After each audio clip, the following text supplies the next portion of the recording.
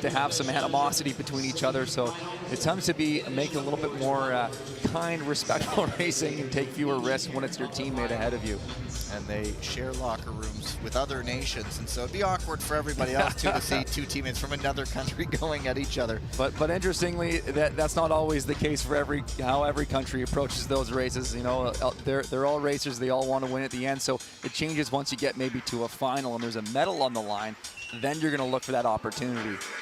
Yeah, you had to look there. The world number 3 in the distance, Miyata Shogo, didn't have the qualifying he'd wanted in the 1500. So here he is, doing it the long way. There's Raphael Schlosserek of Germany, Lucas Wareham of Australia, Étienne Bastier of France, Miyata Shogo, as I mentioned, Ernestas Čech of Lithuania, and Maris Sternmanis of Latvia. 6 skaters in this one.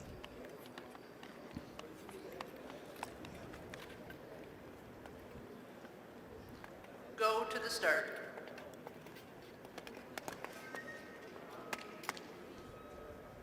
Ready. Lucas Wareham's parents walked by us a moment ago, got to wave at them when they came in, making a long way from Sydney.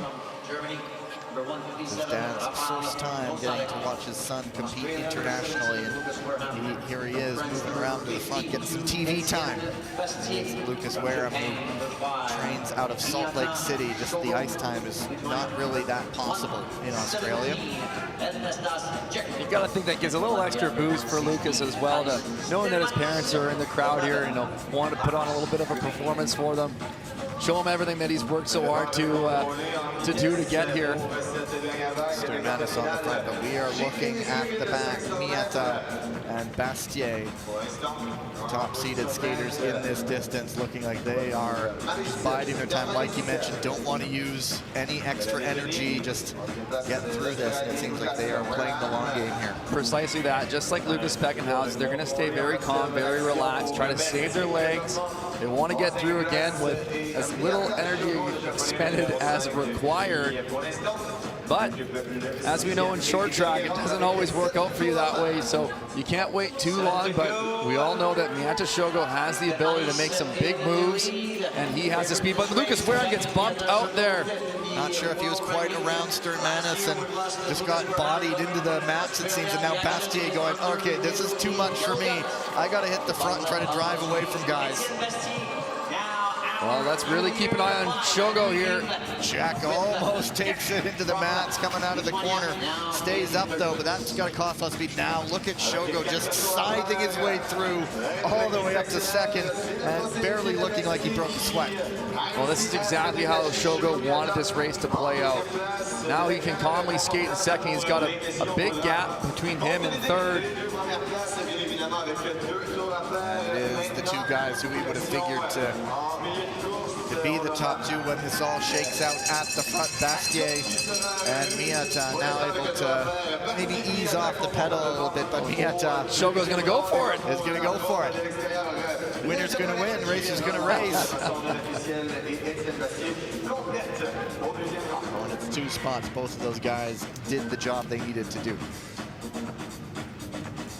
And then, hey, look at that. Ernestas Čech got up for third from Latvia with a 2:22, which does put him ahead, I believe, of the first heat. And the 4th heat. And so, yeah, in the end, that incident has been cleared. Wareham wasn't all the way around and essentially took himself out of the running with the bump on here. They're not around. Just some shoulder-to-shoulder racing. And usually it's another Latvian, Roberts Krusbergs, people trying to go shoulder to shoulder with him. And oftentimes that's a bad decision because he's such a strong guy and guys lose those shoulder to shoulder battles. This time it's Sternmanis who goes shoulder to shoulder with Wareham, and unfortunate for the Australian.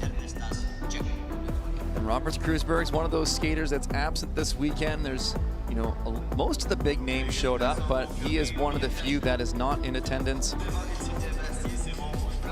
So Miyata wants the personal victory as well as qualifying, so he will move into the repechage semifinals, work of the long game and getting back. But there's some good skaters who are going to miss out on that semifinal. In those repechage semifinals, it tends to be just the race winners moving along. So those those will be some fun races coming up as you see the